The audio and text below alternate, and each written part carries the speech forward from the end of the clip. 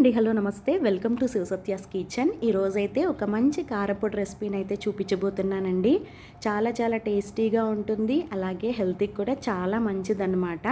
మనకి ఆకుకూర అయితే అంత రెగ్యులర్గా దొరకదు సిటీస్లో, గ్రామీణ ప్రాంతాల్లో అయితే విరివిగా దొరుకుతుందండి. అదే చెన్నంగి ఆకుతో కారపొడిని అయితే ఇప్పుడు చూపించబోతున్నాను.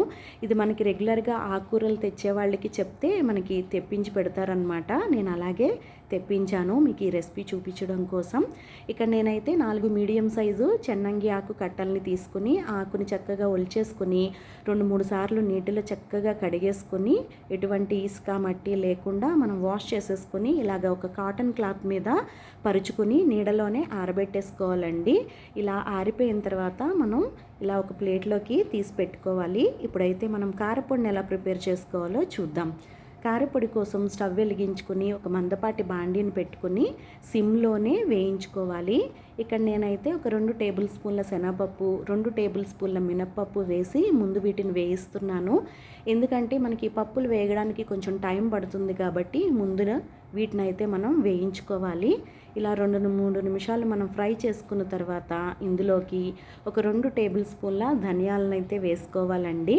ధనియాలు కూడా వేసిన తర్వాత 1 నిమిషం పాటు చక్కగా లో ఫ్లేమ్లోనే మనం వేయించుకోవాలి. ఇప్పుడు ఇందులోకి కారానికి నేను ఎండుమిరపకాయలను వాడుతున్నాను. మీరు కావాలంటే పచ్చిమిర్చినైనా సరే వాడుకోవచ్చు. ఎండుమిరపకాయలను అయితే నేను ఒక 7 వేస్తున్నానండి.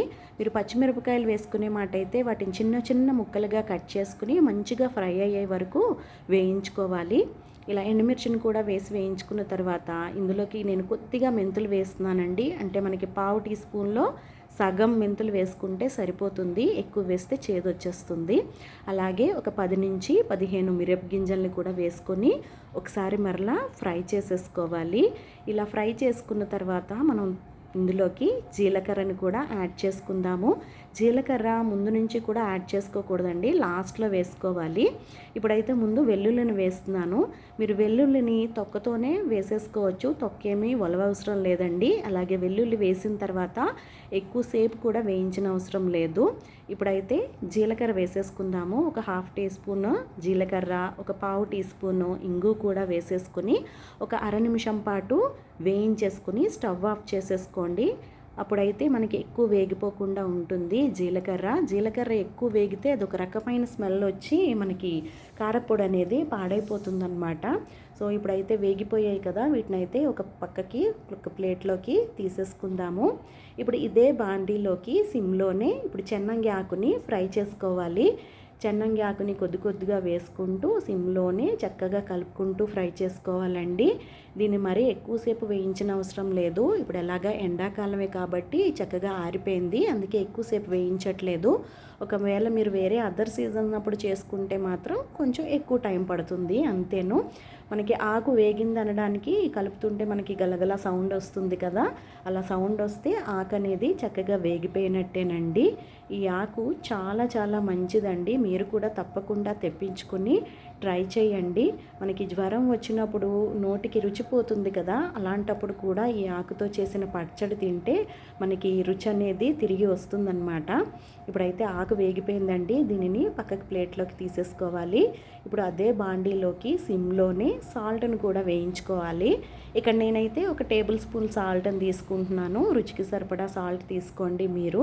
ఇలా వేయించడం వల్ల ఏంటంటే ఇందులో ఉన్న తడిదనం ఏమైనా ఉంటే పోతుంది, ఎక్కువ రోజులు కారపొడి అనేది నిలవ ఉంటుందన్నమాట. సాల్ట్ కూడా వేయించేసుకుని పక్కకి తీసేసుకున్న తర్వాత ఇక్కడ ఒక అర నిమ్మ చెక్కంతా చింతపండును కూడా తీసుకుని చక్కగా వేయించేసుకోవాలి. మీరు వీటన్నిటినీ కావాలంటే కొద్దిగా నూనె కూడా వేసి వేయించుకోవచ్చు, కానీ నేను ఎప్పుడూ కూడా నూనెతో వేయించనండి. కారపొడులకి నూనె వేసి వేయిస్తే ఏంటంటే మనకి అదొక నూనె వాసనలా వచ్చేస్తుంది కొన్ని రోజులకి. మనం ఇలా నూనె వేయకుండానే వేయించుకుంటే ఈజీగా 2-3 నెలల వరకు కూడా చక్కగా నిల్వ ఉంటుందన్నమాట. ముందుగా అయితే మనం ఈ వేయించుకున్న ఈ పప్పుల్ని, ఎండుమిర్చిని గ్రైండ్ చేసేసుకోవాలి ఒకసారి. అలా గ్రైండ్ చేసుకున్న దాంట్లో మనం వేయించుకున్న సాల్ట్, అలాగే వేయించుకున్న చింతపండును కూడా వేసేసుకొని మరలా ఇంకొకసారి గ్రైండ్ చేసేసుకోవాలండి. ఇప్పుడు మనం వేయించి పెట్టుకున్న చెన్నంగి ఆకును కూడా వేసేసుకొని మరలా ఇంకొకసారి గ్రైండ్ చేసేసుకుంటే మనకి కారపొడి అనేది రెడీ అయిపోతుంది. చూస్తున్నారు కదా, కారపొడిని అయితే చక్కగా రెడీ అయిపోయిందండి. ఈ విధంగా కారపొడిని అయితే గ్రైండ్ చేసుకోవాలి.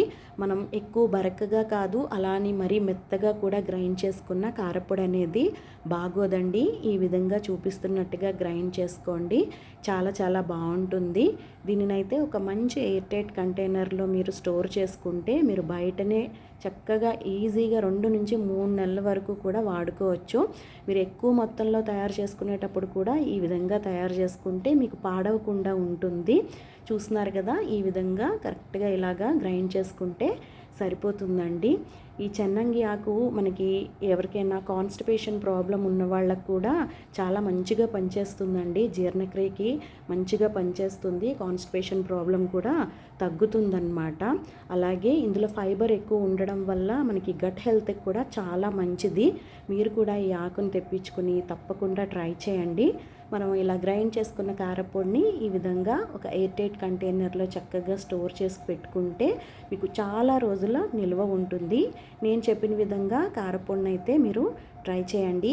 ఈ కారపొడే కాదండి, మీరు ఎప్పుడైనా సరే పొడులు చేసుకునేటప్పుడు ఈ విధంగా నూనె వేయకుండా వేయించుకుంటేనే మంచిగా బాగుంటాయి. వీడియో నచ్చితే లైక్ చేయండి, షేర్ చేయండి.